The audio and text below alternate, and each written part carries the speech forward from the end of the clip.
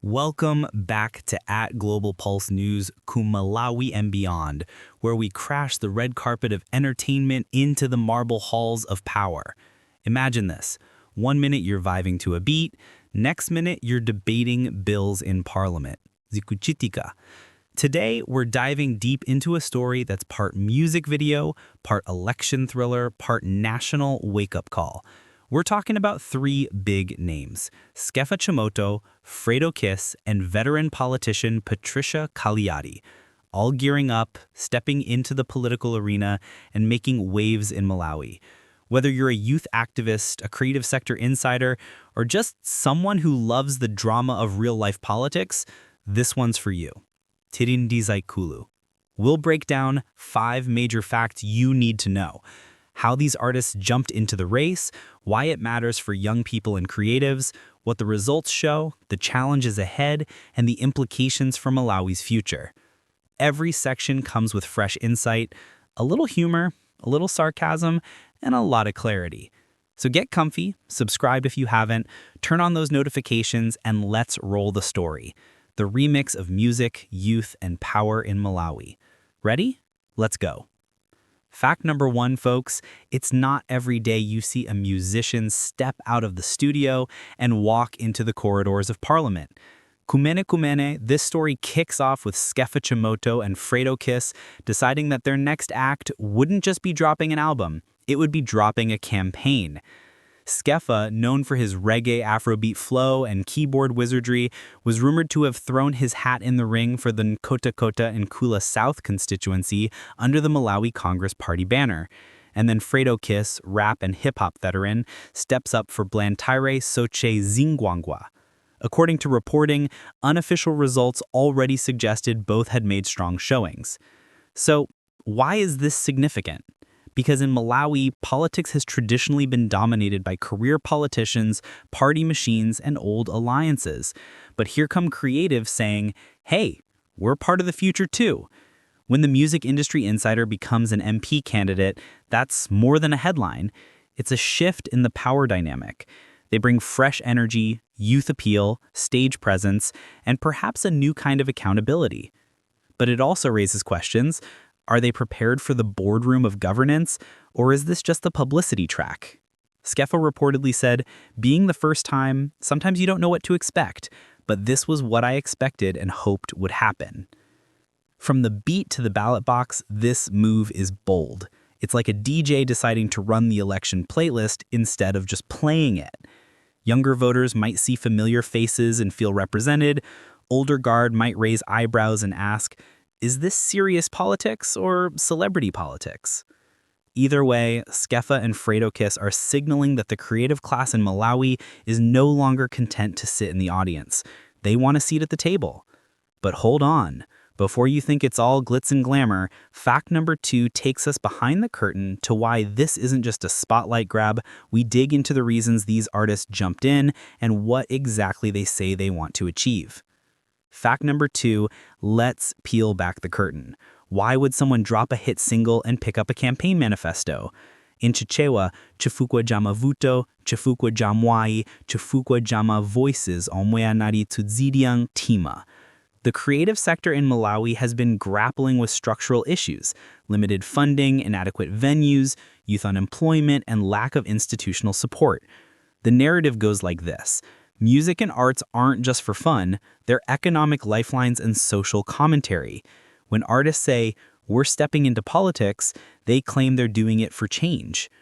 In one article, Fredokiss stated his going into parliament was beyond being an artist, and considering only the creative agenda would be a diversion of the mission. Skeffa similarly indicated he will focus on fulfilling duties to the constituency and emphasize the challenge ahead. So this isn't purely a vanity campaign. The story is, we've been marginalized, we have talent, we have energy, now we want representation. And that representation could translate into policy: arts funding, youth programs, talent incubation, creative economy development. Imagine a parliament seat where the microphone isn't just for speeches, but for amplifying culture and enterprise. Still, Let's keep it real. Entering politics means signing up for bureaucracy, long hours, constituent service, jitters about elections, and the dreaded politician label. Zikuhala zovutu. These artists know that switching from stage to service isn't as easy as switching chords, but they're saying, we face the struggle in the studio, we know the hustle on the streets, we know the reality for young people. Choncho, we need to be in the decision-making room. This step also sends a message. Youth mustn't wait for permission. They should claim power. In the Malawi context, that's potent. It suggests the next election might look different. The creative voice becomes a political voice. And yes, the manifesto might feature more than just beats. It might feature jobs, venues, policy. Now, we've seen the why and the who. Let's jump into fact number 4. Results. Did the stage lights translate into votes? Spoiler, there were surprises. Fact number 3, the results. Drumroll, please. Because while artists on the campaign trail are one thing, winning is another. And for Malawi's creatives, the early indications show some major wins and major questions. According to a Nation article, unofficial results indicated Fredokiss has won the Blantyre Soche Zingwangwa constituency, and that Skeffa Chimoto had monitors reporting victory in Kota Nkula South. Also, their participation alongside others, such as Kendall Kamwendo, suggests this is not a one-off stunt. For Fredokiss, the interview said, "God has been faithful. This journey has pushed me to acknowledge that God is in control." Let's unpack that.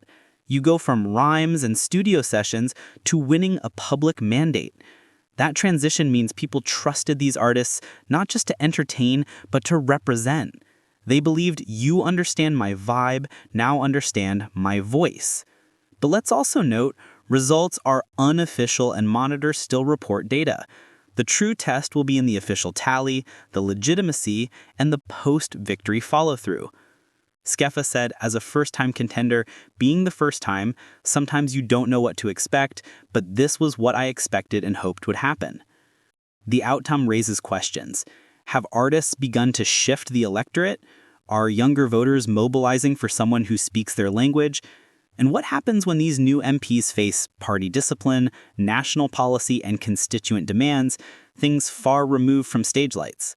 So yes, victory is sweet, but also it's just the start. The real work begins tomorrow morning. The victory speech is done. Now comes the meeting schedule, the committee assignments, the budget allocations. In short, the scoreboard shows signs of disruption, but disruption is only meaningful if sustained. Zikuala buano, gatibasi amagunda gongo, dikutembe nuka. You might hit the buzzer beater, but can you stay consistent for the full season? And now that they've potentially won, we get to fact number 4, the real test, the hurdles, the transition from celebrity to servant of the people. Fact number 4. This is where the rubber meets the road. Being a musician or rapper, you know how to connect with audiences. You know performance. You know hype. But being an MP? You need policy. You need paperwork. You need presence in committees. You need deep engagement with constituents. Sintu kawizina zimakala chovuta kwambieri. Consider that veteran politician Patricia Kaliati already has decades of ministerial and parliamentary experience. She served as Member of Parliament for Mulanje West since 1999, held portfolios such as Minister of Information and Civic Education, Minister for Gender, Children, and Community Development. In comparison, the creatives stepping in face 3 major hurdles. 1. Credibility. The public expects more than catchy hooks. They expect deliverables. 2. Familiarity with the legislative process, drafting bills, debating policy, understanding budgets. 3. Navigating party politics, alliances, power dynamics, maintaining autonomy while operating within party machinery. If they underestimate these, they may become symbols rather than functionaries.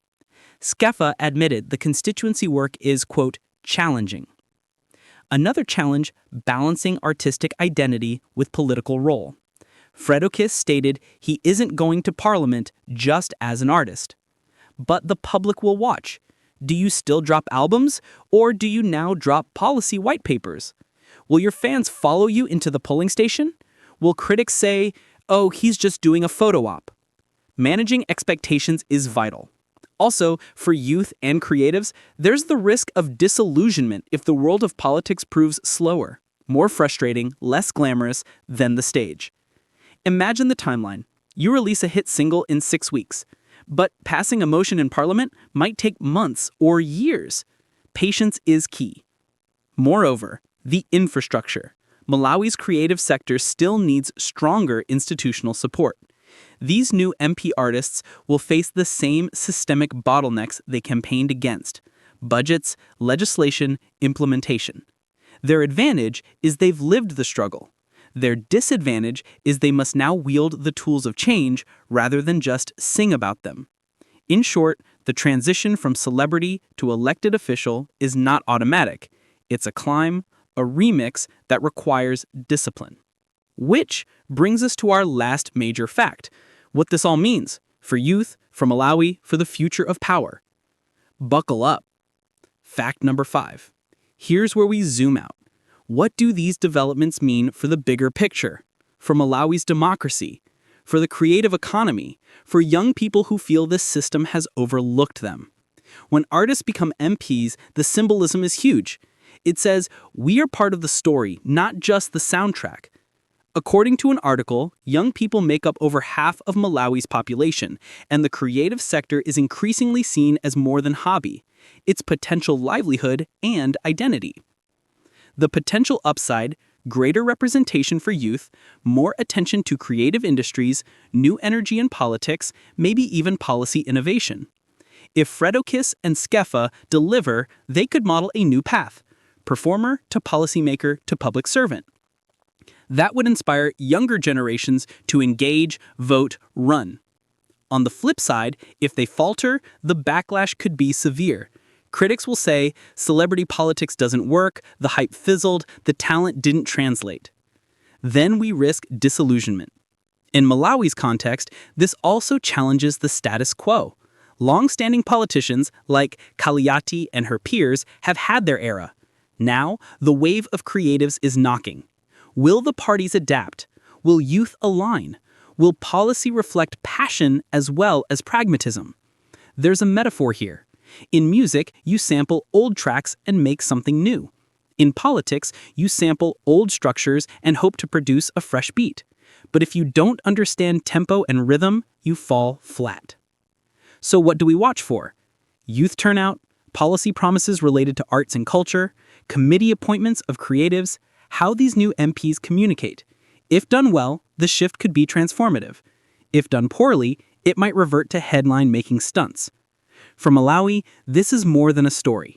It's a fork in the road. The question is, will these creative MPs be brand new voices or just new faces in old places? And with that, we've hit all 5 facts. Now let's wrap it up and I'll tell you exactly what you should do next. All right, Global Pulse News fam, we've journeyed from the studio to the House of Parliament, seen artists step into politics and ask what it means for Malawi's future.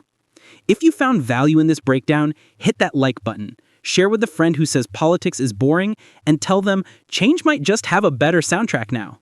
Don't forget to subscribe and ring the bell so you don't miss our next big story. Got thoughts? Drop a comment right now. Which artist politician should Malawi keep its eye on, and why? While you're at it, check out our sister channels at Sparkling Kids and at Rima Fatima for kids entertainment, learning, and fun, all with a Global Pulse touch. All right, stay curious, stay sharp, stay tuned. Until next time, stay informed, stay bold, and remember, the microphone may change, but the message still matters.